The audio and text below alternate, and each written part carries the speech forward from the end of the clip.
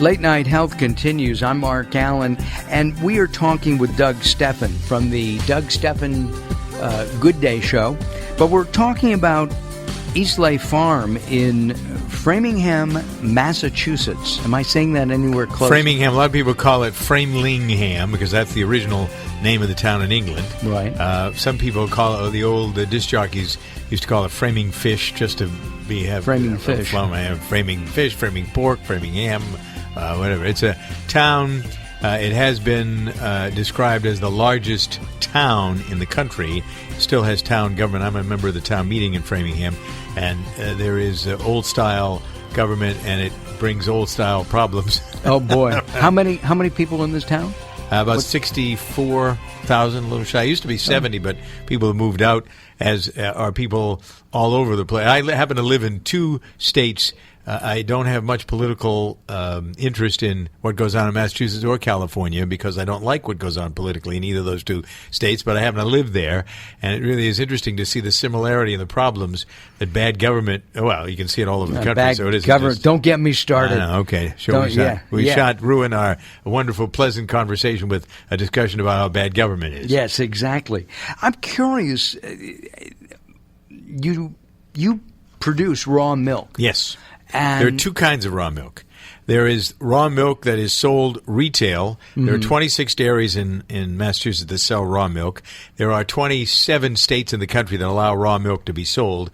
One of the benefits of living in California for people who want raw milk is you can get it in the store. Right. I don't think there are any other states that you can get raw milk.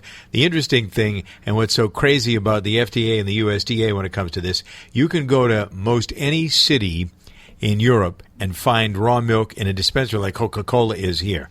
You can buy raw milk out of you put $1 in and you get a bottle of raw milk, or a euro or a pound or whatever it is. And here, it's probably in a glass jar. Yeah, it is. It's in a glass jar. And here, all of the sort of corporate and professionally trained health people, the public health people, have this mania about raw milk, but they don't have it about raw fish. They don't have it about raw carrots. They don't have it about, and there isn't any difference. The trouble that has been publicized, and this is the outrageous aspect of this, about 6-7 years ago, there were three Boy Scouts that got sick on a farm in Connecticut because they went into the barn, unbeknownst to the farmer.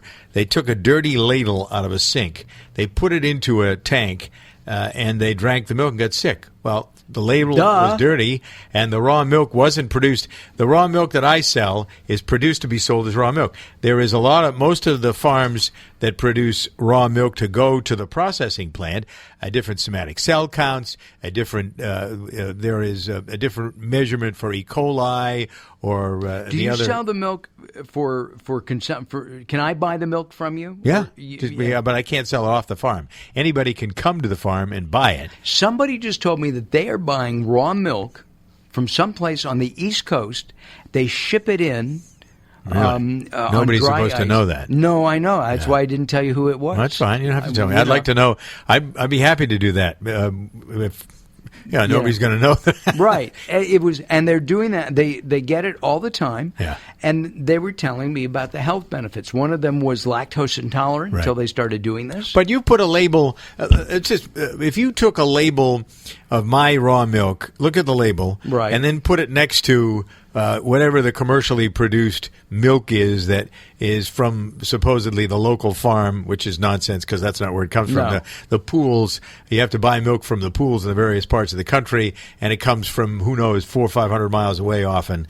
But if you look at the nutritional content of that milk which is pasteurized, and then you look at the nutritional content of what my raw milk is all about, there's no nutritional value to the commercially produced and processed milk. It's not like drinking white water.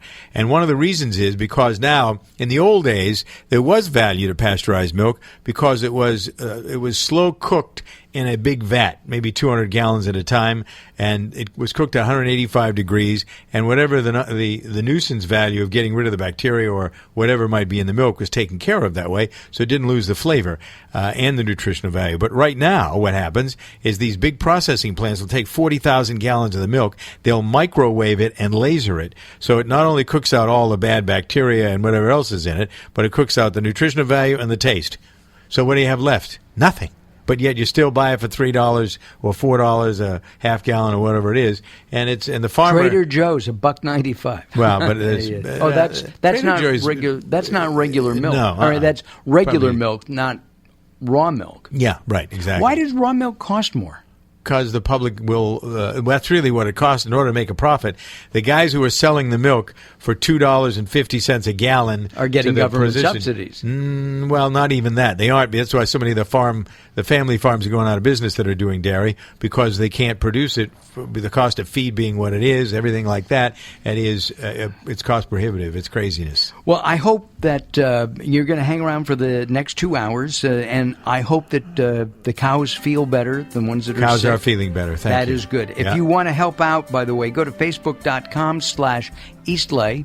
That's facebook.com/Eastlay. If you missed that, go to latenighthealth.com. You'll see some cows and Doug, and from a recent incident that we had that was kind of tragic. Yeah, exactly. Snow with the doesn't snow. agree with the roofs on the farm. No, so the cows got hurt, a couple got killed. And absolutely. All right. Well, Doug, thanks for hanging out My with pleasure. us. Thanks for the invite. Coming up next, we're going to talk with Josh Lane. We're going to talk about sex. Josh is our regular contributor, and we will be joining him in just a couple moments. Don't go away. Late Night Health continues.